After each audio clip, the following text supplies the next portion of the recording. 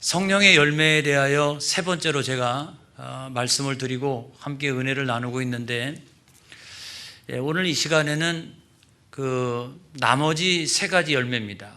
충성과 온유와 절제, 이 열매에 대해서 살펴보고 은혜를 나누겠습니다. 우리가 일반적으로 볼 때 자기가 하는 일보다도 더 중요한 것이 있다면 그거는 나는 어떤 존재인가, 이거라고 생각합니다. 왜냐하면 내가 하는 일은요, 하다가 하기 싫으면 바꾸면 돼요.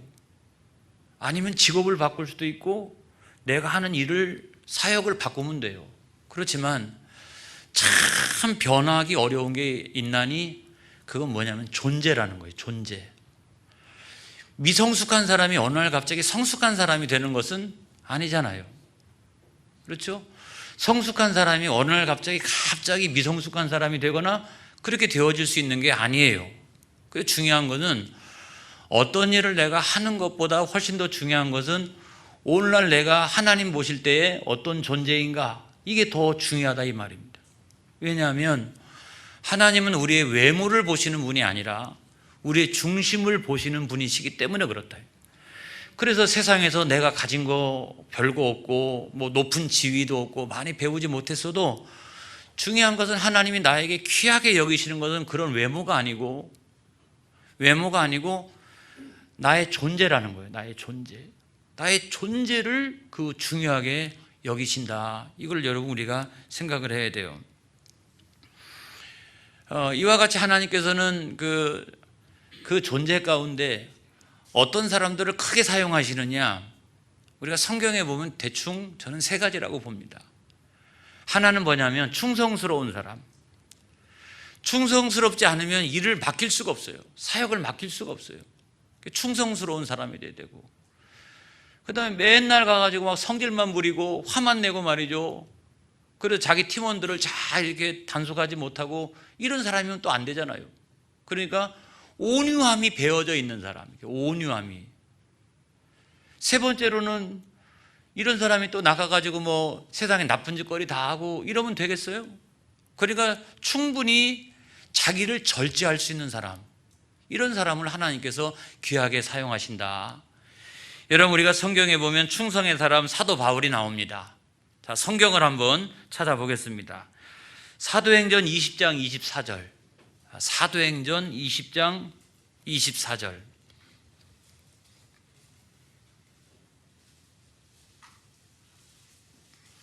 사도 바울은 정말 충성스러운 사람이었습니다. 사도행전 20장 24절. 다 시작.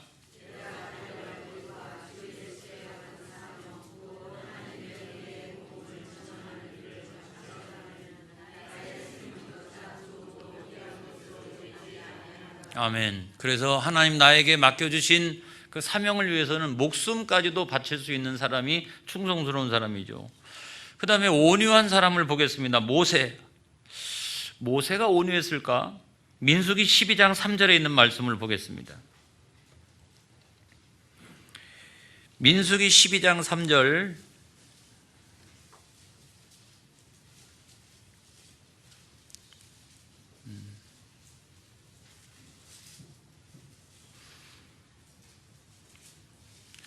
찾으셨으면 다 같이 한번 읽어보겠습니다. 시작. 더하더라. 여러분, 리더가 되는 건 결국 그 온유한 사람이 되는 겁니다. 여러분, 어떤 의미에서 보면. 왜냐하면 200만 명이나 되는 사람들 생각해 보세요. 성격 다 틀리죠. 환경 다 틀리죠. 이런 사람 비유 다 맞추면서 200만 명이나 되는 사람들의 리더가 되어질 수 있는 것은 온유함의 그릇이 그만큼 커야 돼요. 그러니까 여기 보면은 이 사람 모세는 지면의 모든 사람보다 그 온유함이 더하더라고요. 그 온유함이 더하더라고요. 그걸 다 담을 수 있는 그와 같은 그릇을 가지고 있는 사람이에요. 그 다음에 절제의 사람 보겠습니다. 요셉이 대표적이죠. 우리가 잘 아는 것처럼. 창세기 39장 9절. 창세기 39장 9절. 보디발의 아내의 사건 같습니다. 자, 창세기 39장 9절. 자, 시작.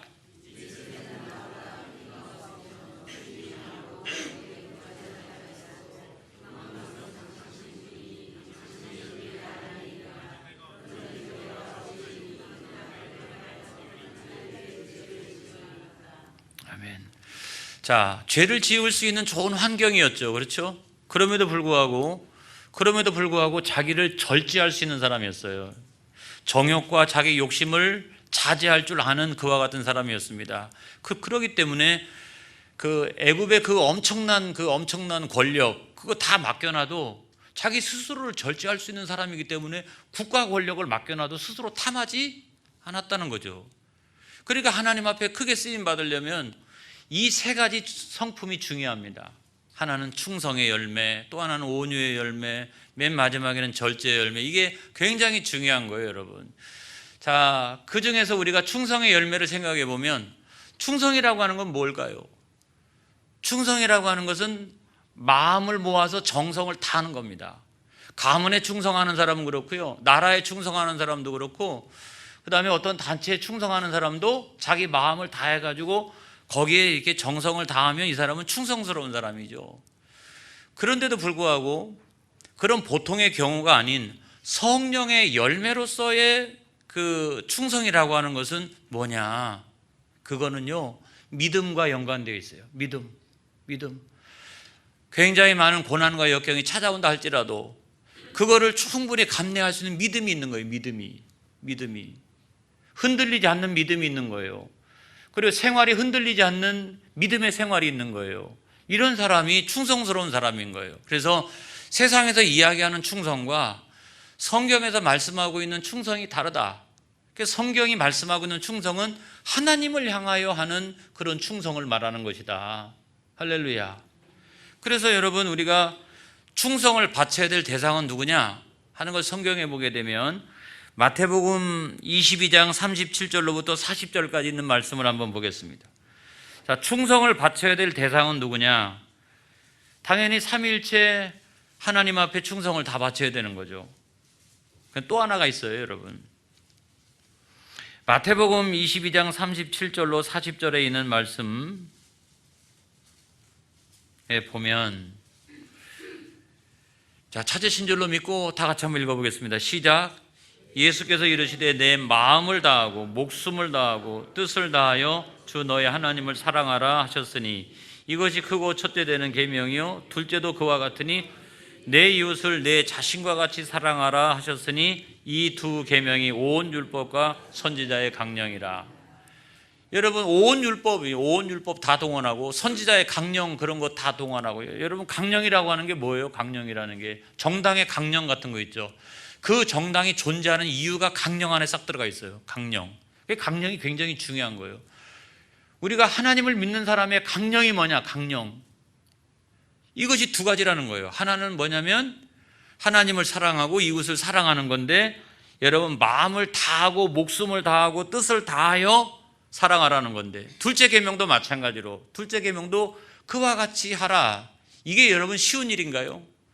그러니까 자연인은 절대로 이와 같은 충성이 나타날 수가 없어요. 이와 같은 충성이 나타날 수 있는 유일한 사람은 예수 믿고 하나님의 자녀가 된 사람들만이 가능해요.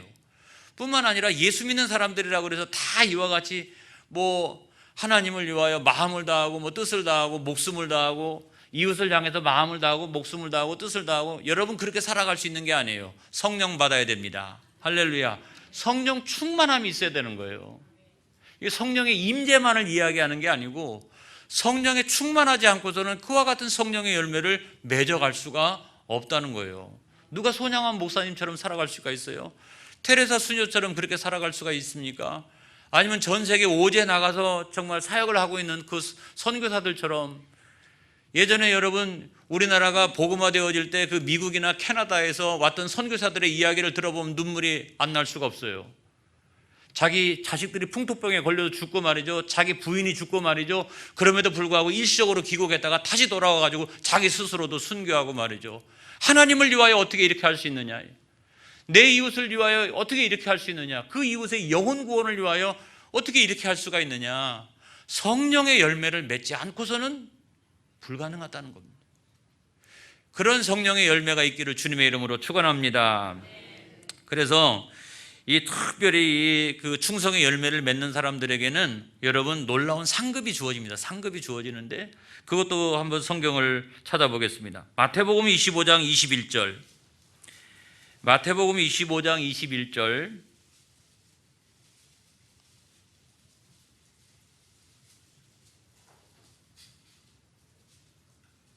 자, 찾으신 줄로 알고 함께 읽겠습니다. 시작.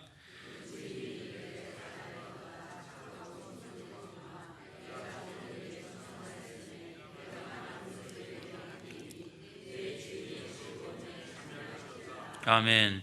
이런 사람들을, 작은 일에 충성하는 사람들을 큰 일도 맡기고 뿐만 아니라 뭐예요? 주인의 즐거움에 참여할지어다 상급도 주시겠다는 말씀이에요. 그래서 그런 일을, 그런 작은 일들을 잘 감당하고 거기에 충성스러운 사람들을 큰 일을 맡기는 거예요, 여러분. 그러면 틀림이 없는 겁니다. 제가 그래서 항상 목회하면서 중요시 여기는 게 뭐냐면, 어떤 목사님들은 맨날 큰 교회만 생각하시는 분들이 있어요.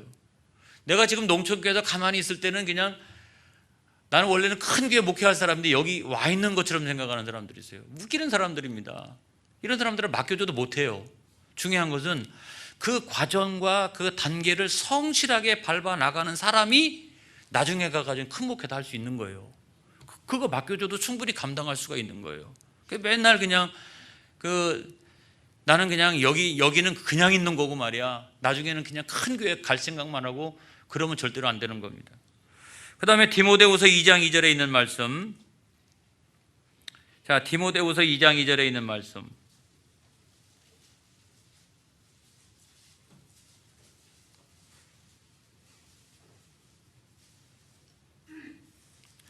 자,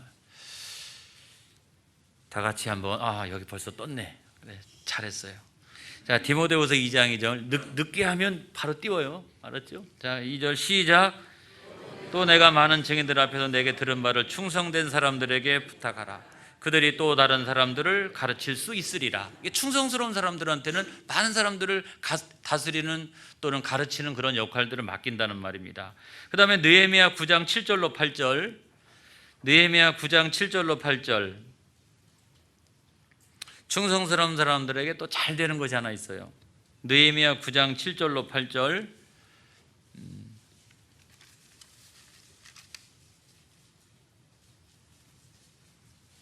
자, 여러분들이 늦게 찾으니까 성경이 떴습니다. 자, 시작.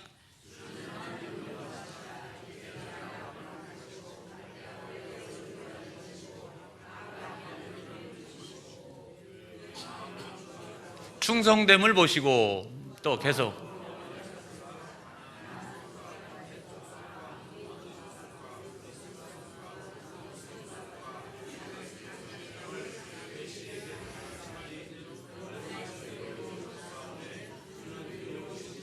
아멘. 그래서 중요한 건 뭐냐면 충성된 사람들한테는 자손이 잘 됩니다. 자녀가 잘 돼요. 그런 복이 있다는 거예요. 그래서 이게 하나도 땅에 떨어지는 게 없어요. 그래서 그 부모가 선대의 신앙생활 잘하고 또 열심히 충성스럽게 했던 사람들은 그의 자손들이 반드시 잘 되도록 되어져 있다는 겁니다.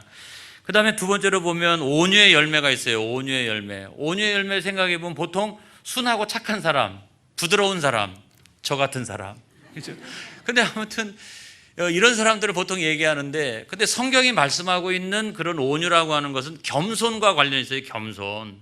뭐냐면 도저히 겸손할 수 없는 상황에서도 겸손한 사람들 있지 않습니까? 그러니까 이런 사람들은 대단한 거예요. 그러니까 외유내강형, 정중동 이런 거죠. 타협할 것과 타협하지 않을 것, 공과 사 이런 것들을 분명히 하는 사람이기 때문에 그 겸손이라고 하는 도저히 겸손할 수 없는 상황이 막 욱할 수밖에 없는 상황, 분노할 수밖에 없는 상황, 그럼에도 불구하고 자기를 다스려서 온유할 수 있는 사람이에요. 그 대표적인 경우가 누구냐면 저는 예수님이라고 생각합니다. 그는 근본 하나님과 본체시나 동등됨을 취할 것으로 여기지 아니하시고 종의 형체를 가져가지고 십자가에 죽기까지 순종하셨다고 성경은 말씀하고 있잖아요. 이거 생각해 보면 그 겸손이라고 하는 것이 딱 그와 같은 거예요. 원래는 내가 지위도 높고 아는 것도 많고 재산도 많고 그럼에도 불구하고 예수님 닮아가지고 자기를 한참 낮추고 겸손한 자리에 내려오지만 주님이 맡겨주신 그 사역을 위해서는 정말 충성을 다하는, 그래서 그런 외유내강형 그 인간형이 그런 겸손인 거예요. 그래서 예수님은 그렇게 여리고 연한 성품인 것 같은데 그럼에도 불구하고 십자가 위에서 수많은 사람들의 죄를 대신하기 위하여 그 십자가에 내려오지 아니하고 끝까지 죽기까지 순종하셨던 그 모습이 뭐냐 그러면 겸손이라고 하는 겁니다. 여러분, 저는 덕천교회에서 이렇게 심우하면서 올해가 10년째예요. 올해가 10년째인데 제가 성령의 9가지 열매를 쭉 이렇게 보면서 목회 임상학적으로 당신이 덕천교회에 한 10년 동안 목회를 했으니까 성령의 9가지 열매를 우리 교회 안에서 맺으라고 한다면 어떤 부분을 가장 이렇게 강조하면 좋을까? 여러분, 제가 이야기해도 되겠어요? 아니, 제가 이렇게 볼 때 지금까지 사랑과 희락과 화평과 오래 참음과 자비와 양선 다 있었잖아요. 제가 볼 때는 우리 교회 성도님들은 그런 건 다 있는 것 같아요. 사랑도 넘치고 말이죠. 오래 참기도 하고. 근데 제가 볼 때 담임 목사로서 제가 이렇게 우리 교회를 영적으로 진단해 볼 때 가장 필요한 열매 가운데 한 가지가 뭐냐면 온유의 열매라고 생각합니다. 담임 목사인 제 생각이에요. 온유의 열매. 우리는 옛날에 민주화운동 해가지고 우리는 욱하는 걸 잘합니다. 이렇게 막 정의 이런 거, 막 분노, 안 된다, 뒤집어 엎자 이런 걸 잘합니다. 그럼에도 불구하고 우리에게 정말로 필요로 한 부분이 뭐냐면 예수님의 가장 중요한 성품이 이 온유함. 이건 비굴함이 아니에요, 여러분. 타협하는 것이 절대로 아닙니다, 여러분.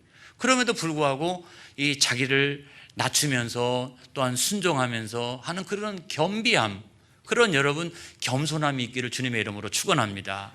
그래서 우리 교회에서 승해야 될 것이 있다면 저는 그것이 온유함이라고 생각해요. 성령의 기름 부어 주옵소서. 그래서 온유함의 열매를 풍성하게 맺을 수 있도록 인도하여 주옵소서. 그 온유함이 왜 중요하느냐? 그 교회의 그릇을 키우는 데 있어서 가장 중요한 부분이 이 온유함입니다.